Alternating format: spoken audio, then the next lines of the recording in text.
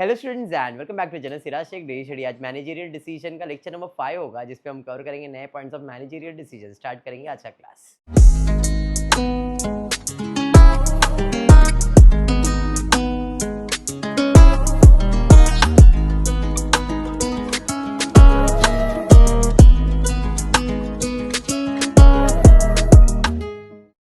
अच्छा, previous class में जो हमने किया था वो था प्रोडक्ट मिक्स करने वाला।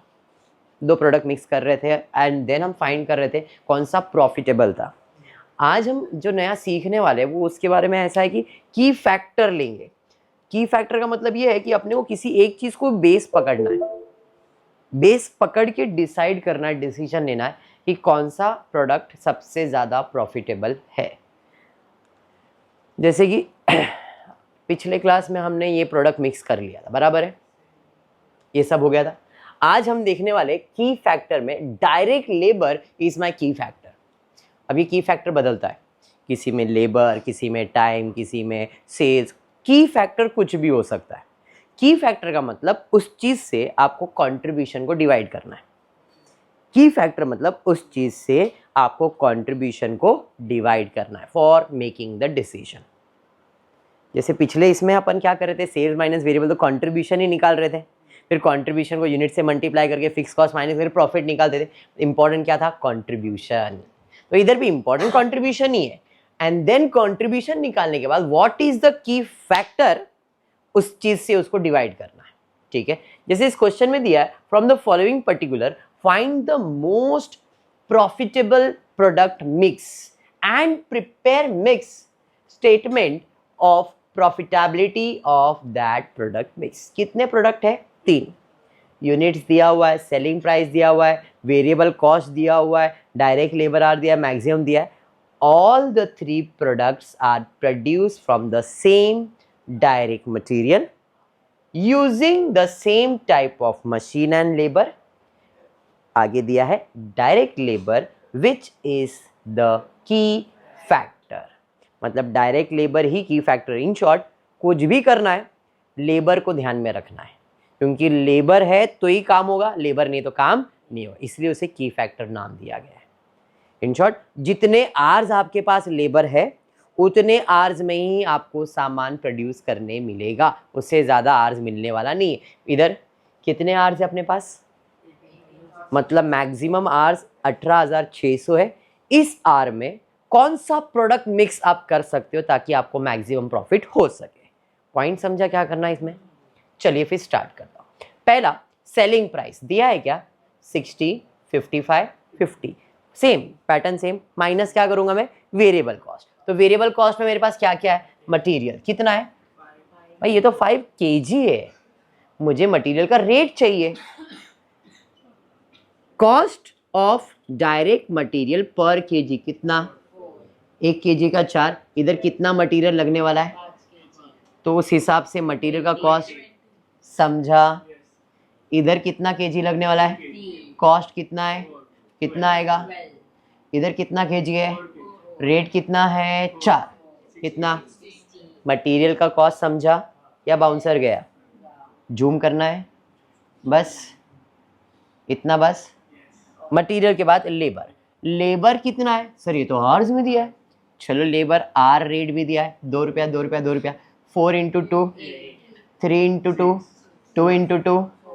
समझ में आ गया सुजल बाबा, वेरी गुड।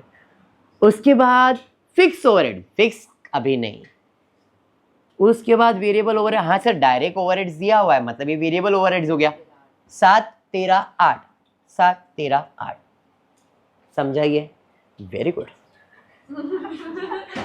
और कुछ नहीं है, मतलब वेरिएबल खर्चा इतना ही है। तो वेरिएबल का खर्चा 20 और 15 35, वेरिएबल खर्चा 25 + 6 31, अरे बराबर ना।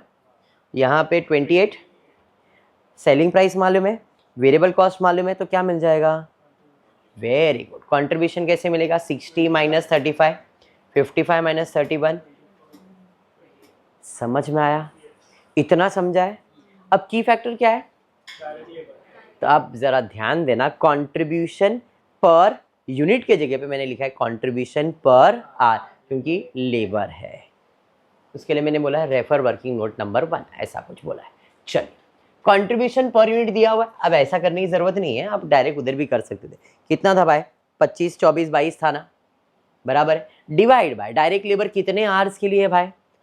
देखो, डायरेक्ट लेबर का रेट है और लेबर कितने आवर्स काम कर सकता है? 4 आवर्स, 3 आवर्स, 2 आवर्स ही काम कर सकता है। उस हिसाब से मेरा contribution per unit, sorry per hour कितना हो जाएगा? 6.25, 8 एंड 11। ये समझा? हाँ, इस हिसाब से सबसे ज़्यादा कंट्रीब्यूशन किस में है? तो मतलब सबसे पहला प्रोडक्ट मिक्स वो करना है। सेकंड कौन सा प्रोडक्ट बनेगा? बी। और थर्ड कौन सा बनेगा? तो इस हिसाब से इधर हमने दिया रैंकिंग, रैंकिंग दिया, इसको थर्ड, इसको सेकंड, इसको फर्स्ट। समझ में आया? की फैक्टर कहते हैं इसे। अंडरस्टूड या नहीं? पक्का समझा है? 100%। अब क्वेश्चन में एक पॉइंट जो अपन ने स्किप किया था वो यहाँ पे, maximum possible unit of sales. कितना यूनिट हम मैक्सिमम सेल्स कर सकते हैं? सेल्स करने के लिए प्रोड्यूस भी करना पड़ेगा, मतलब जितना सेल्स करे उतना हम प्रोड्यूस भी मैक्सिमम उतना ही कर सकते हैं। मैक्सिमम कितना प्रोड्यूस हो सकता है? कितना प्रोड्यूस हो सकता है? कितना प्रोड्यूस? अब प्रोड्यूस करने के लिए आवर्स कितने लगने वाले हैं वो भी मालूम है, 2 आवर्स, 3 आवर्स, 4 आवर्स, और मेरे पास टोटल कितने आवर्स हैं? इस हिसाब से मुझे कितना यूनिट प्रोड्यूस करना चाहिए, अब मैं वो फाइंड करूंगा। Statement of profitability product mix, देखो जरा ध्यान से, रैंकिंग के हिसाब से ये थर्ड नंबर, ये सेकेंड नंबर, ये फर्स्ट नंबर है, हाँ या नहीं? तो मुझे सबसे पहला सी प्रोडक्ट बनाने का है। कितना? तो मैक्सिमम कितना बन सकता है? 1500। और कितने आवर्स लगने वाले हैं? तो 1500 यूनिट बनाना है, पर यूनिट बनाने के लिए 2 आवर्स लग रहा है, तो ये कितने आवर्स में बनेगा? 1500 इंटू 2 कितने आवर्स लेगा? ये 3000 आवर्स। तो 1500 यूनिट बनाने के लिए मुझे कितने आवर्स लगने वाले? मेरे पास टोटल कितने आवर्स है? 18600, उसमें से 3000 तो चला गया, कितना बचा? 15600 आवर्स बचे मेरे पास। सेकेंड कौन सा प्रोडक्ट बना? ये मैक्सिमम इतना बन गया। अब 5000 यूनिट और कितने आवर्स में बनता? तो कितना यूनिट बनेगा? 15000 आवर्स लगेगा। है मेरे पास टाइम? हाँ सर है। तो मैं बी का भी पूरा 5000 यूनिट बना सकता हूं। अब कितना आवर्स बचा आपके पास? कितने आवर्स बचे? 600 आवर्स। तो आप प्रोडक्ट ए में कितने यूनिट बना सकते हो? मैक्सिमम 4000 बना सकते हो, बट क्या पूरा 4000 बनेगा क्या? तो मेरे पास आवर्स कितने हैं? 600 आवर्स ही है, हाँ या नहीं? और कितने आवर्स लगते हैं मुझे एक यूनिट बनाने के लिए? तो 600 को डिवाइड बाय अगर मैं 4 कर दूं तो कितना यूनिट बन सकता है? मतलब मैं ए प्रोडक्ट का कितना यूनिट बना सकता हूँ? 150 यूनिट ही बना सकता हूँ। 4 रुपए के हिसाब से कितने? आई होप ये कंसेप्ट समझ में आ गया है। पक्का समझा? इसे कहते हैं की फैक्टर। अंडरस्टूड? 18600 आवर्स था, उसमें से रैंक दिया, रैंक दे के डिसाइड किया कितने आवर्स किसको लगने वाले, एंड उस हिसाब से ये स्टेटमेंट बनाया। इसके पहले के लेक्चर में ये ऑलरेडी दिया रहता था कि ए का इतना प्रोडक्ट, बी का इतना प्रोडक्ट, सी का इतना, हम बाद में मल्टीप्लाई करते थे।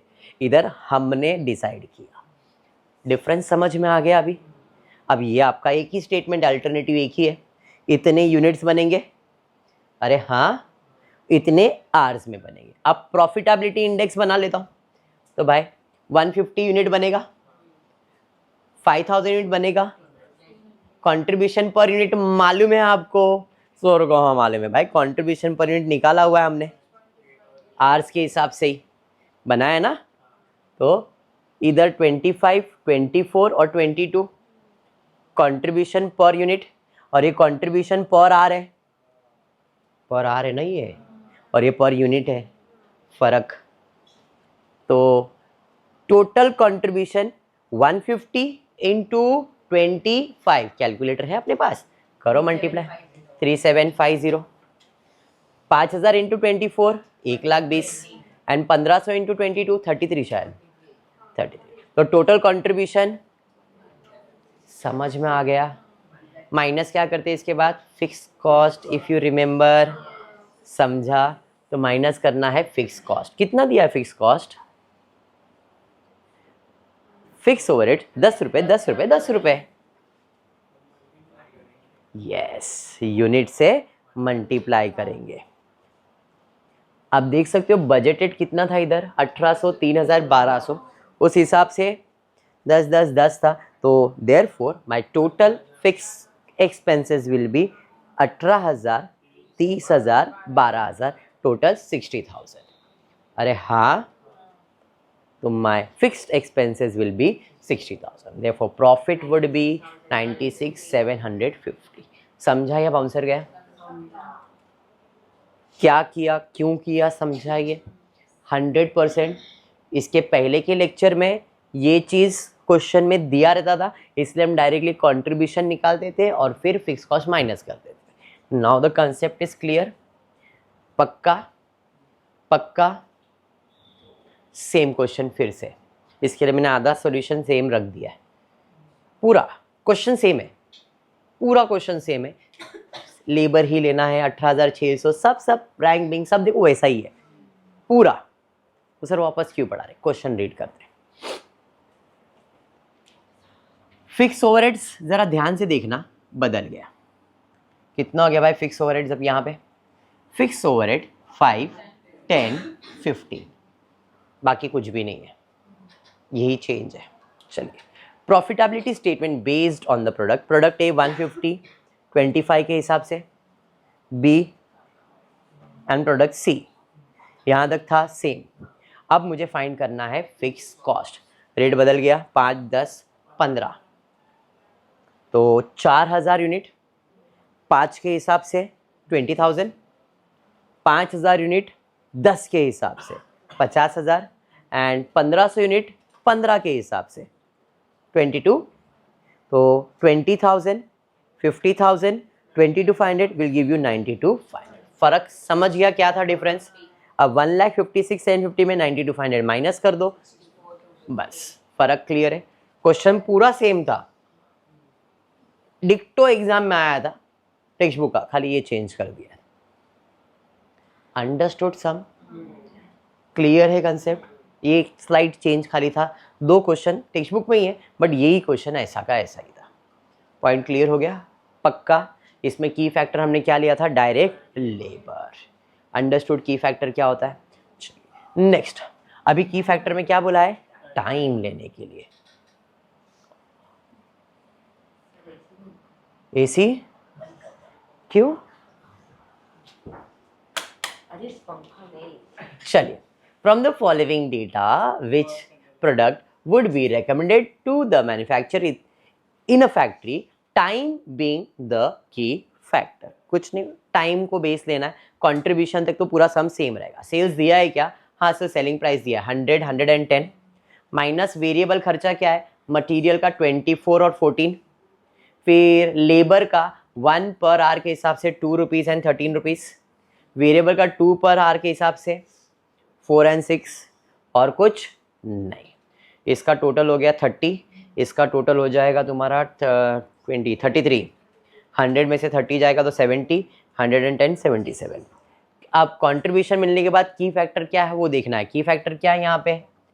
टाइम, और स्टैंडर्ड टाइम कितना दिया है? 2 आवर्स और 3 आवर्स। जैसे वहाँ पे था आवर्स, तो आवर्स से डिवाइड किया था, यहाँ पे टाइम, तो टाइम से डिवाइड करोगे, तो 70 डिवाइडेड बाई 2, 77 डिवाइड बाई 3। दोनों में सबसे ज़्यादा प्रॉफिट किधर है? तो ये रैंक 1 और वो रैंक 2।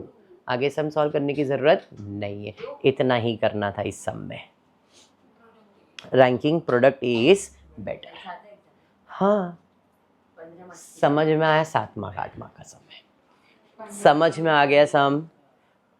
क्लियर है? इसके आगे अगर करना रहता तो कैसे करते? इसके आगे करना रहता तो टाइम दिया रहता। टाइम दिया है क्या? मेरे पास कितना टाइम है वो दिया है क्या? नहीं। इसके लिए आगे सम सॉल्व नहीं हो रहा है, रैंकिंग तक स्टॉप हुआ। समझा? चलिए, की फैक्टर में क्या लेने बोला है अभी? Raw material. जैसे वहाँ पे टाइम मतलब लेबर हो गया, यहाँ पे रॉ मटेरियल को बेस लेना है। चलिए स्टार्ट करते हैं सम।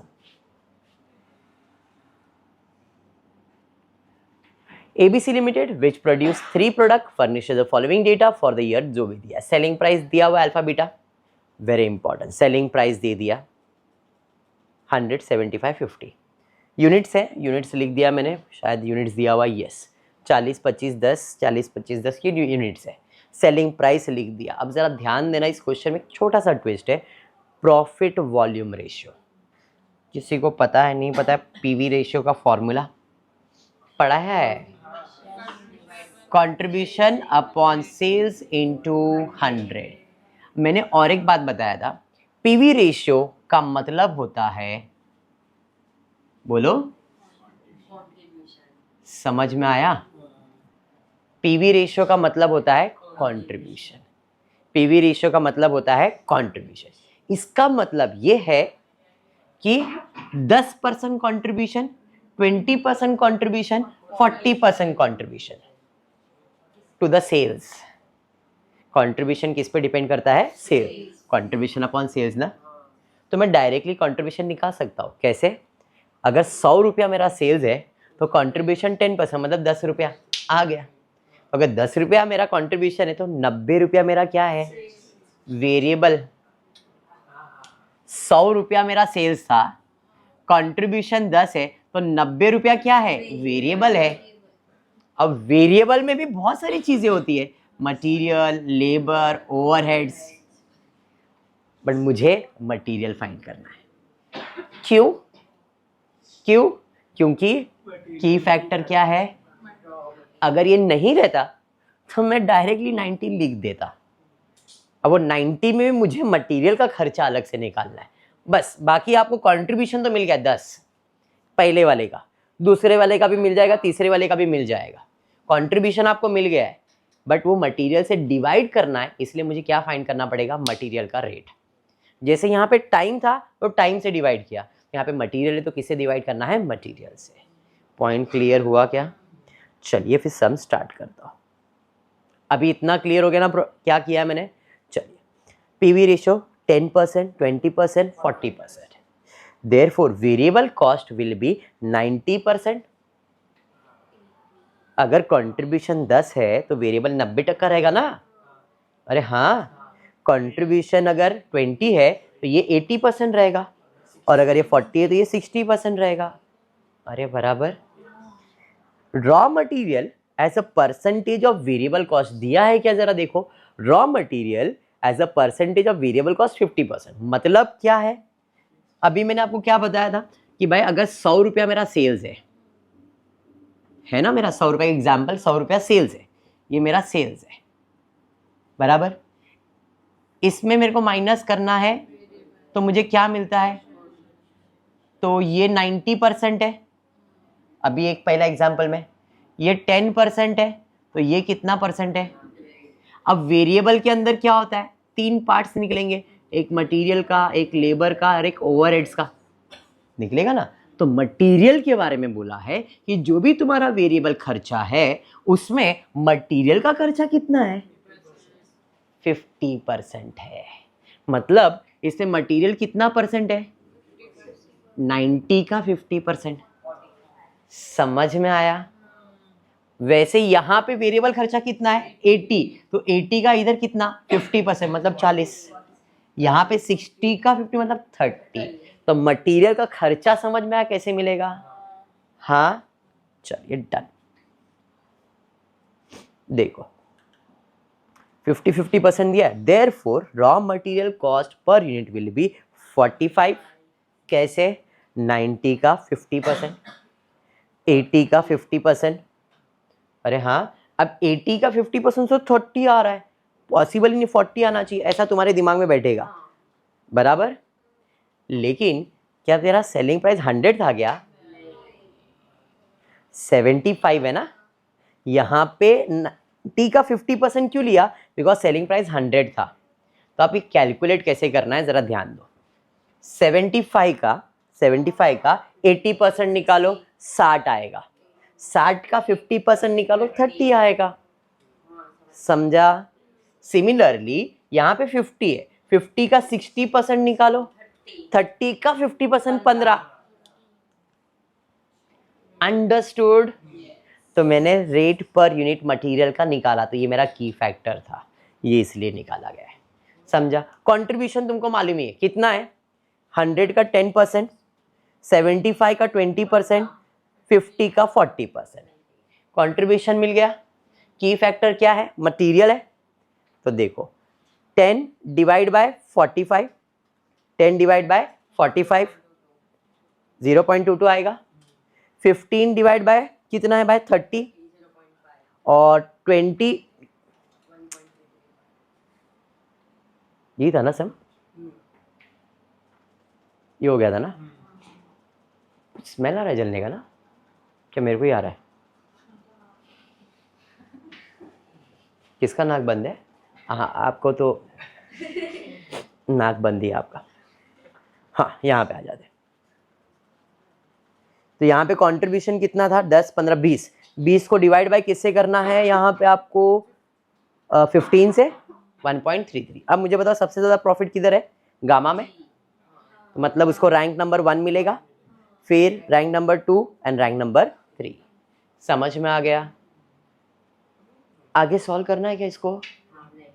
आगे कंप्यूट मैक्सिमम प्रॉफिट बोला है ना, बट अरे हाश वाली यही अपना प्रॉफिट है, 1.33, 0.50 एंड 0.22। क्लियर? आगे क्या दिया है? The company use the same raw material for all 3 product. Raw material is in short of supply and the company has quoted for supply of raw material value rupees 18 lakhs in the year 2016 for manufacturing of its product to meet its sales total fixed expenses 6,80,000. अब यहाँ पे मैंने ranking तो कर दिया है, अब rank के हिसाब से मुझे खर्चा कितना करना है? 18 लाख रुपए का मटेरियल का खर्चा करना है। 18 लाख करने के लिए कितना मटेरियल मैक्सिमम प्रोड्यूस कर सकता हूँ? 10। तो 10 इंटू इधर रेट कितना चल रहा है मटेरियल का? देखो 15, हमने मटेरियल का रेट निकाला था ना, कितना है? 15। आप मल्टीप्लाई करोगे 10 इंटू 15 आपको 1,50,000 के आसपास आ जाएगा। फिर इससे मल्टीप्लाई करो, फिर जो बैलेंस बच जाएगा वो 18 लाख में यूज। अभी लोग ने सॉल्व नहीं किया, मैं भी शायद नेक्स्ट सम में करेंगे, इधर इतना ही किया हुआ है। तो आगे अगर वापस से सेम सम आता है तो अपन शायद इसको आगे कंटिन्यू करेंगे, अभी सॉल्व नहीं है इसके अंदर, ठीक है? बट वो कर सकते हैं बिकॉज डेटा दिया गया है। समझाइए? अभी सिर्फ यहाँ पे रैंक सेट करके छोड़ दिया गया है। अंडरस्टूड? पक्का? तो की फैक्टर कैसे सॉल्व होता है? क्लियर है? मैनेजरियल डिसीजन के अंदर product mix make and buy करवाया, मैनेजरियल डिसीजन के अंदर 2 प्रोडक्ट मिक्सिंग बताया, मैनेजरियल डिसीजन में की फैक्टर एक्सप्लेन किया। टॉपिक क्लियर है? पक्का? चलिए फिर आज की क्लास इतना ही रखेंगे। आई होप वीडियो पसंद आया तो प्लीज़ वीडियो को लाइक कर देना, फ्रेंड्स ग्रुप में शेयर करना, चैनल को सब्सक्राइब करना। Thank you for watching the video.